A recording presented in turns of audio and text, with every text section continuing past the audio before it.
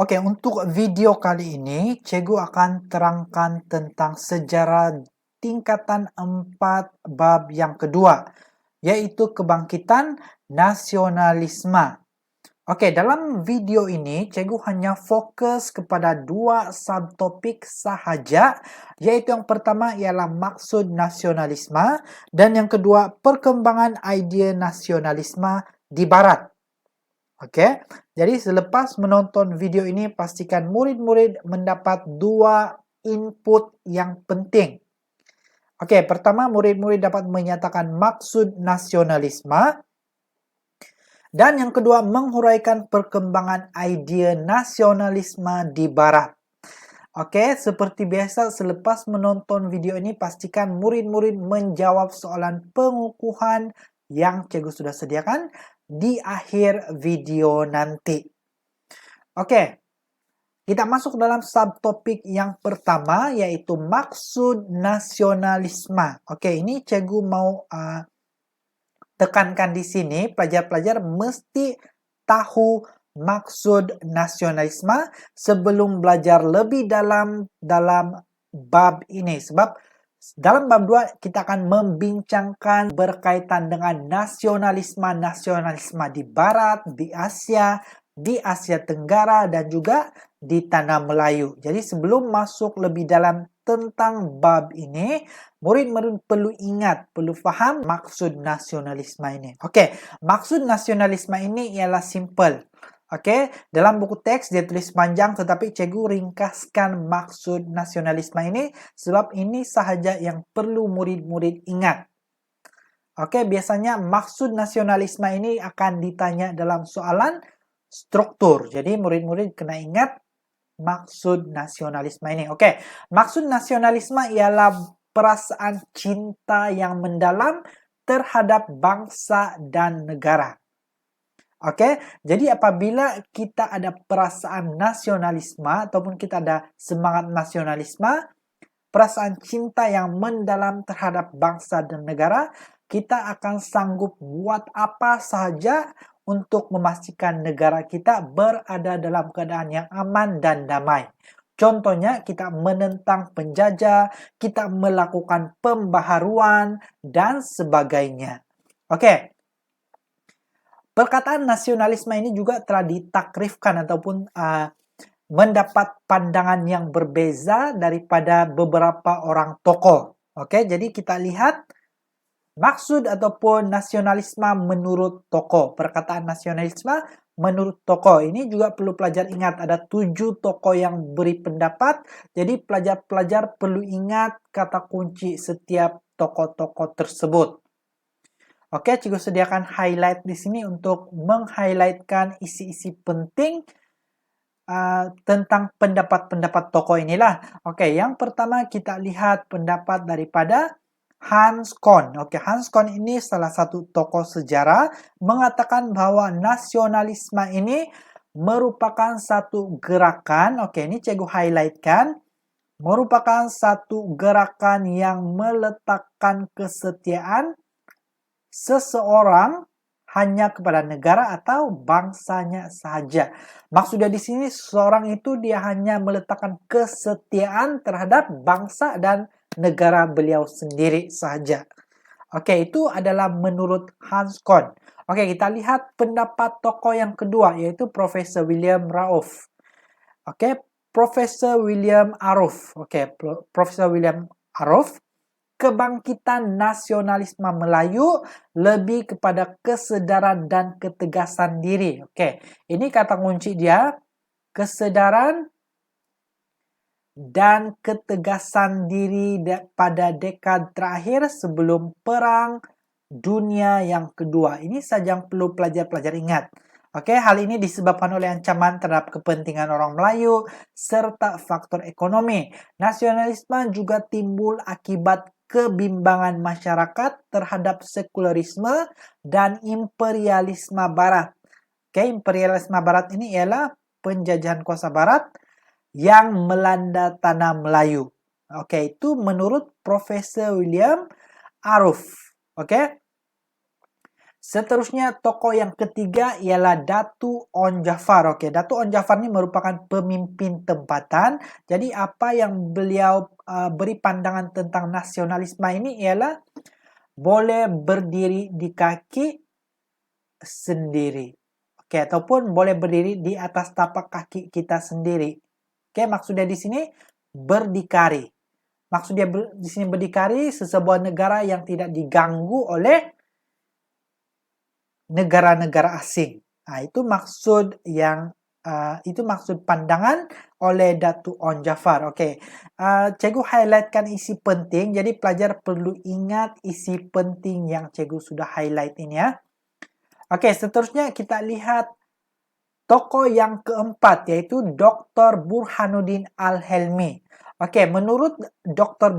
Burhanuddin, perjuangan menentang penjajahan hendaklah ada persatuan dan perpaduan yang kuat, yaitu National Front. Oke, ini yang sangat penting pelajar perlu tahu tentang nasionalisme menurut Dr. Burhanuddin, yaitu perjuangan menentang penjajahan, hendaklah ada persatuan dan perpaduan yang kuat.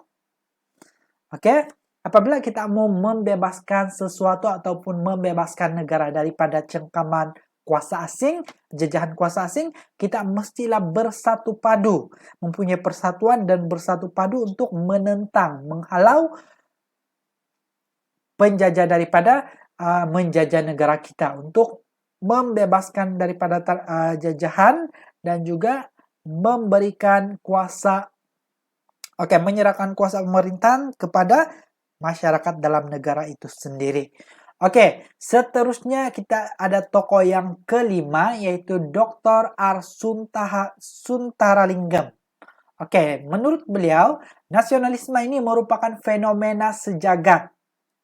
Oke, merupakan fenomena sejagat yang mengiktiraf hak setiap bangsa di dunia.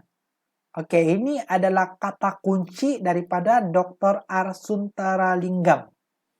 Oke, cikgu sudah highlightkan isi-isi penting. Cikgu mau pelajar-pelajar tulis nota berdasarkan isi-isi penting supaya lebih senang ingat untuk nasionalisme menurut tokoh-tokoh inilah. Oke, seterusnya kita ada Profesor Datuk Zainal Abidin Abdul Wahid mengatakan bahwa nasionalisme Melayu ini dia bukanlah gejala baru. Oke, hasil penggabungan tanah Melayu oleh British, tetapi nasionalisme wujud sejak zaman Kesultanan Melayu Melaka. Ini kata kunci oleh Profesor Datuk Zainal Abidin Abdul Wahid. Kesetiaan kepada raja merupakan ciri nasionalisme. Ini lagi, kesetiaan kepada raja merupakan ciri nasionalisme Melayu ketika itu. Oke, itu maksud, itu pandangan nasionalisme menurut Profesor Datuk Zainal Abidin Abdul Wahid. Oke, tokoh yang seterusnya memberikan pandangan berkaitan dengan nasionalisme ini ialah Profesor Emeritus Tan Sri Dr. Koo Kai Kim. Ataupun nama singkatan beliau ialah Dr. Koo Kai Kim. Oke, dalam konteks Melayu sebelum merdeka, nasionalisme ini digunakan merujuk perjuangan orang Melayu. Oke, perjuangan orang Melayu mendapatkan kembali kedudukan unggul dalam negara sendiri. Maksudnya di sini menurut Dr. Koo Kai Kim, nasionalisme pada zaman sebelum merdeka ialah perjuangan orang Melayu untuk mendapatkan kebebasan, mendapatkan kedudukan unggul dalam negara sendiri. Maksudnya membebaskan daripada pengaruh ataupun jajahan kuasa asing.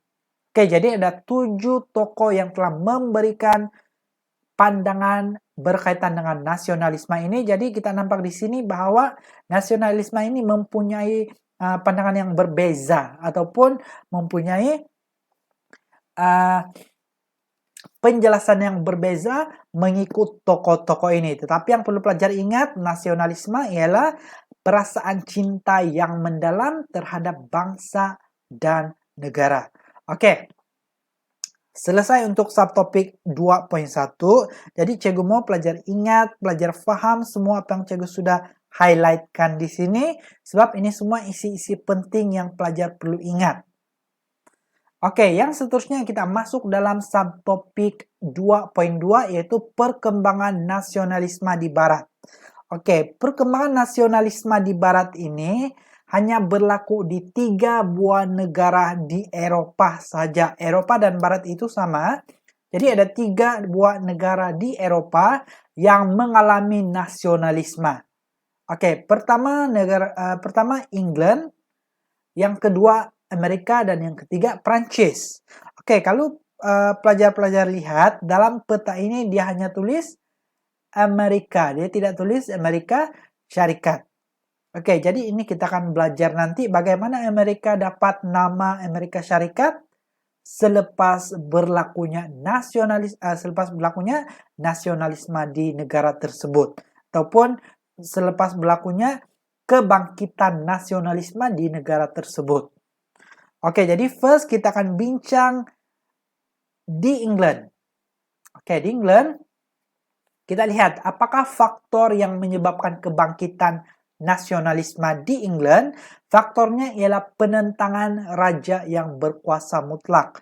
Oke, ini cerita penuh dia. Pelajar boleh lihat dalam buku teks digital masing-masing. Oke, revolusi keagungan berlaku pada tahun 1688. Oke, di England di England berlaku revolusi keagungan. Oke, revolusi keagungan ataupun Glorious Revolution di England disebabkan oleh keinginan menegakkan kedaulatan parlimen dan hak asasi rakyat. Oke, ini cikgu kena highlightkan dan pelajar perlu ingat. Kenapa berlaku revolusi keagungan? Disebabkan oleh keinginan menegakkan kedaulatan parlimen dan hak asasi rakyat. Oke, revolusi ini tercetus. Oke, revolusi ini pembaharuan. Revolusi ini tercetus berikutan pemerintahan Raja James II. Oke, berikut ini cikgu highlight. Oke, revolusi ini tercetus berikutan pemerintahan Raja James II membelakangkan parlimen. Oke, membelakangkan parlimen semasa apa? Semasa menggubal undang-undang. Oke. Kenapa Raja James II membelakangkan parlimen? Maksudnya Raja James dia membuat undang-undang sendiri tanpa persetujuan parlimen. Ingat, parlimen sebenarnya merupakan satu tempat untuk menggubal undang-undang. Tetapi semasa pemerintahan Raja James II dia tidak mengambil kira suara parlimen. Dia tidak melibatkan parlimen dalam menggubal undang-undang. Sebab pada masa tersebut England diperintah oleh raja yang berkuasa mutlak. Jadi Raja James ialah raja yang berkuasa mutlak. Jadi dia mengubah undang-undang sendiri tanpa melibatkan sesiapa. Oke, hal ini telah menyebabkan ahli parlimen bangkit menentang. Oke, hal ini menyebabkan bangkit menentang raja berkuasa mutlak. Jadi ahli parlimen yang bangkit menentang ini dia telah mendapat sokongan daripada siapa? Oke, dia telah mendapat sokongan daripada Mary II dan suaminya Raja William of Orange. Oke, kedua-dua suami ini merupakan suami istri. Jadi Mary II dan Raja William of Orange ini merupakan raja ataupun pemerintah dari Belanda. Jadi ahli parlimen di England pada masa tersebut, dia menentang Raja James dan mereka mendapat sokongan daripada Mary II dan juga Raja William of Orange dari Belanda. Oke, menyadari sokongan yang semakin berkurangan, jadi Raja James rasa dia tidak mempunyai pengikut sudah sebab semua menentang dia.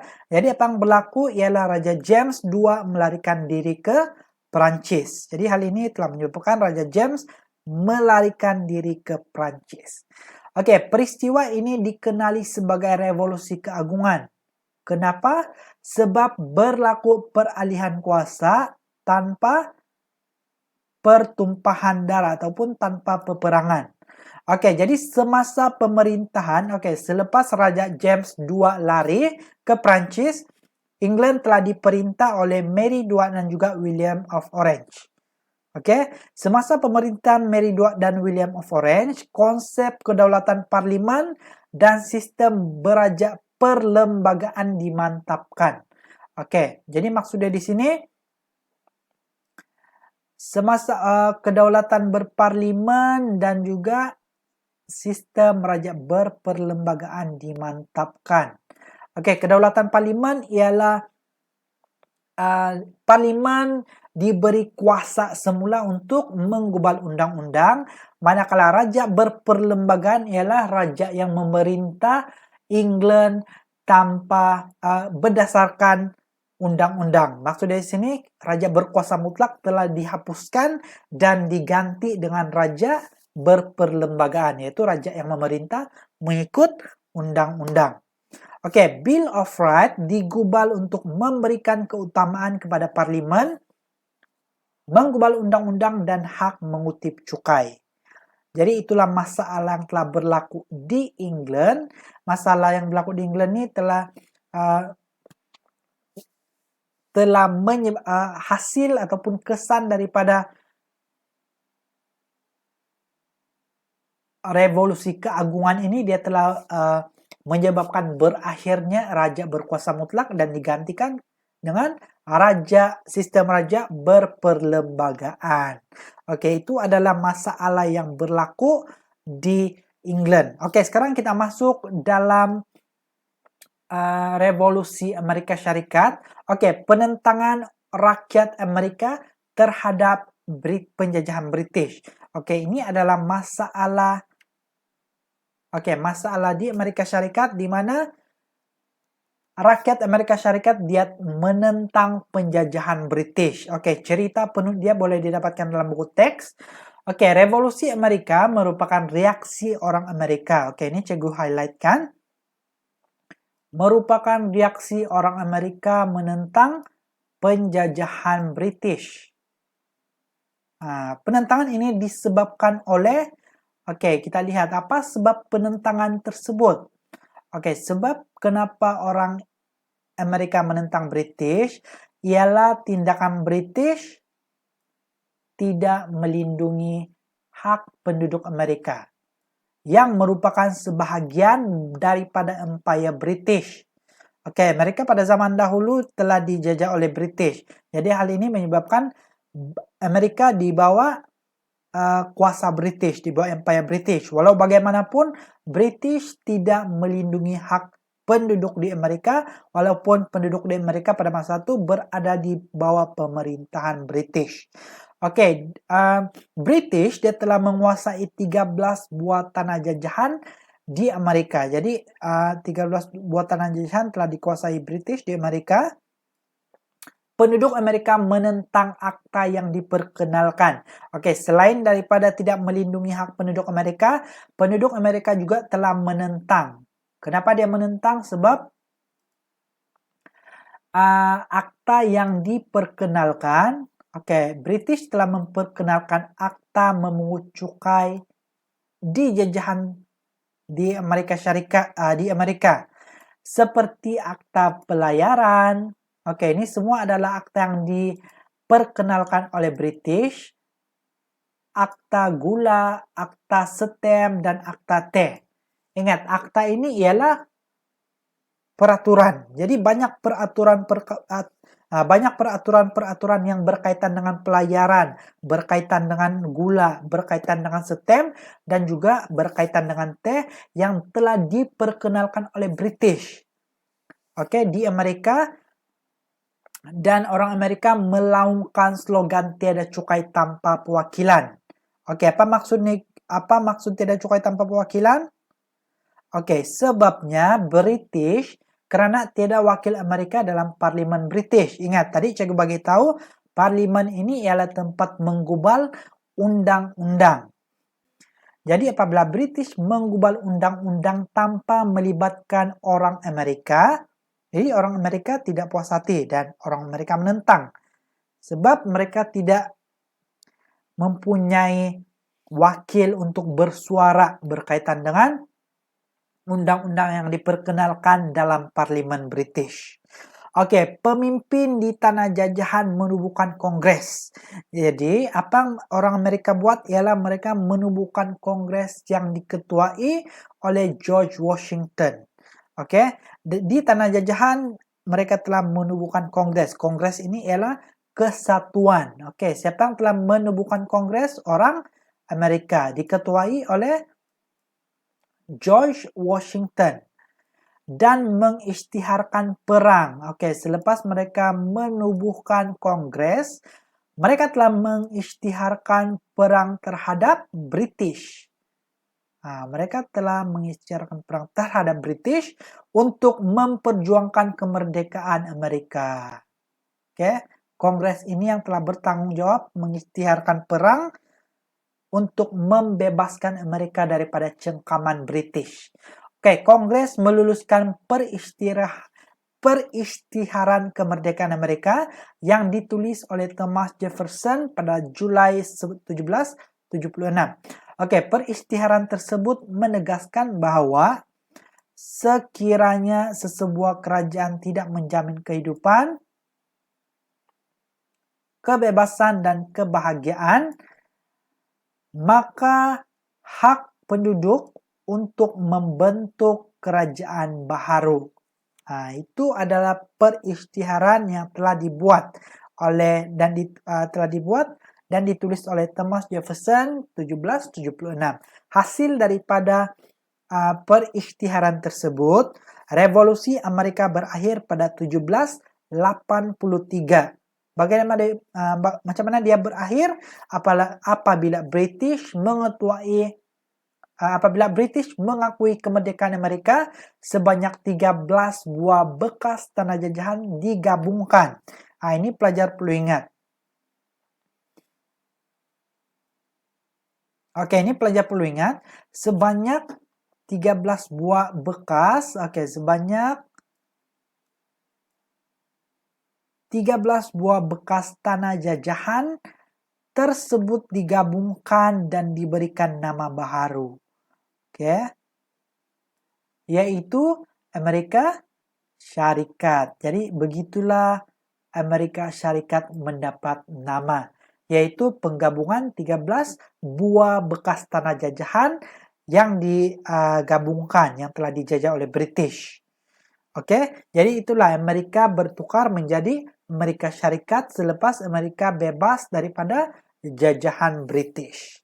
Oke, jadi itu masalah yang berlaku di Amerika Syarikat. Sekarang kita masuk dalam negara yang terakhir, yaitu Revolusi Prancis 1789.